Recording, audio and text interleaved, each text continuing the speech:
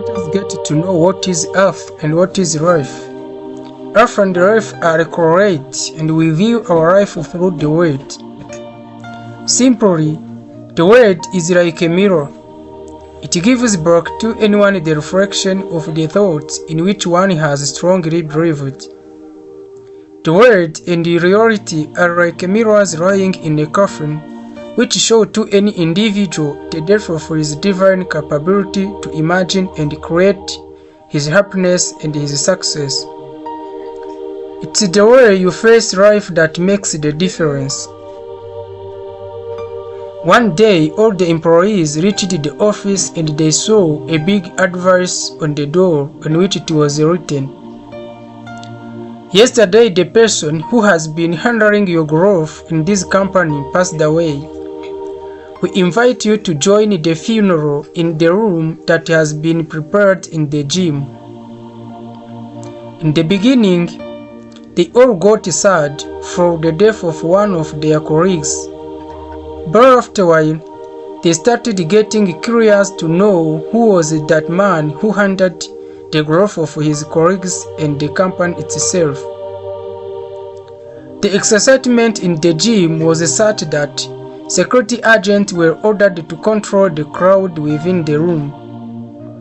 The more people reached to the coffin, the more the excitement heated up. Everyone thought, "Who is this guy who was hindering my progress? Well, at least he died." One by one, the troubled employees got closer to the coffin, and when they looked inside it, they suddenly became speechless. They stood nearby the coffin, shocked and in silence, as if someone had touched the deepest part of their soul. There was a mirror inside the coffin. Everyone who looked inside it could see himself. There was also a sign next to the mirror that said, "There is only one person who is capable to set limits to your growth. It is you. You are the only person who can revolutionize your life. You are the only person who can influence your happiness, your realization, and your success. You are the only person who can help yourself. Your life does not change when your boss changes, when your friend changes, when your partner changes, when your company changes. Your life changes when you change, when you go beyond your limiting beliefs, when you realize that you are the only one responsible for your life. The most important relationship you can have is the one you have with yourself." Fulfilling a promise. Ever since the beginning, the girl's family member disagreed her relationship with the boy, saying that because of family background, if she insists of being together with the boy, she will suffer for her whole lifetime. Because of the pressure applied by family members, she frequently quarrels with him. The girl does love the boy. She used to ask him, "How much do you love me?" Because the boy is not good with words, he used to make her angry. With additional comment from her parents, her mood gets even worse.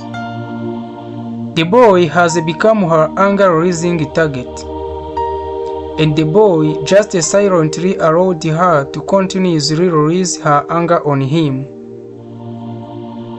Later, the boy graduated from university. He planned to further study overseas, but before he left, he proposed to the girl, "I don't know how to say nice word, but I do know that I love you. If you agree, I'm willing to take care of you the whole life. About your family members, I will work hard to convince them and agree on us. Marry me, will you?" The girl agreed. and her parents, looking at the effort shown by the boy, agreed with them. Finally, before the boy go overseas, they are engaged. The girl stayed back in the hometown, stepped into the working society, whereas the boy continuing his study overseas. They maintained their relationship through telephone and letters. Although time is difficult to get through with, but both of them never give up. One day, the girl left home for work as usual. On her way to the bus stop, a car lost control and knocked her down. As she awoke from unconsciousness, she saw her parents and realized how seriously she got hurt and how fortunate of her not to get killed. Looking at her parents with their faces got all wet by their tears, she tried to comfort them. But then, she found out that she can't even spell out a word. She tried her best to make some voice, but all she managed was to breathe without any voice. She's mute. According to the doctor, the injury affected her brain, and that caused her to be mute for the rest of her life. Listening to her parents' password, but can't even reply with a single word, the girl collapsed. Throughout the days, others than crying silently, still it is crying. Later, the girl discharged from hospital. Returning to her home, everything is still like before, except that the phone ring has turned into the worst nightmare of hers. Ring after ring continuously stimulating her pain, but she can't tell the boy. She don't want to be a burden to him and wrote him a letter telling him that she no longer wanted to wait. The relationship between them ended, and even returned him the engagement ring. Facing the letters and the telephone from the boy, all she can do is to allow tears falling from her eyes. Her father decided to move after seeing the pain she is suffering.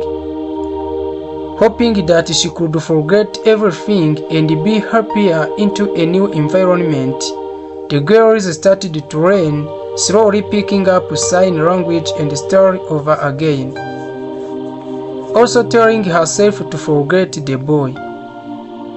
One day, her best friend tells her that the boy is back. He's searching all around for her. She asked her best friend to not tell him about her and asked her to tell him to forget her. After that, for more than a year, there was no news of boy. One day, her best friend tells her that the boy is getting married soon and passed the wedding card to her. She opened the card sadly, but she found her name on the card. The moment she wanted to ask her best friend, the boy appeared in front of her. With an unfamiliar sign language, he told her, "I spent more than a year's time to force myself to learn sign language in order to tell you I have not forgot our promise. Give me an opportunity.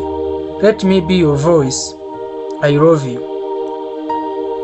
Looking at the slow sign language by the boy and the engagement ring she gave back to him, she finally smiled. What is the moral of this story then? Do not be a coward and run away whenever there is a problem. Remember that every problem has a solution. Never ever break someone's heart. You may not know when it will happen to you. Thank you for watching. Horebu mwindaji. Mine is your prey. Subscribe, comment and share.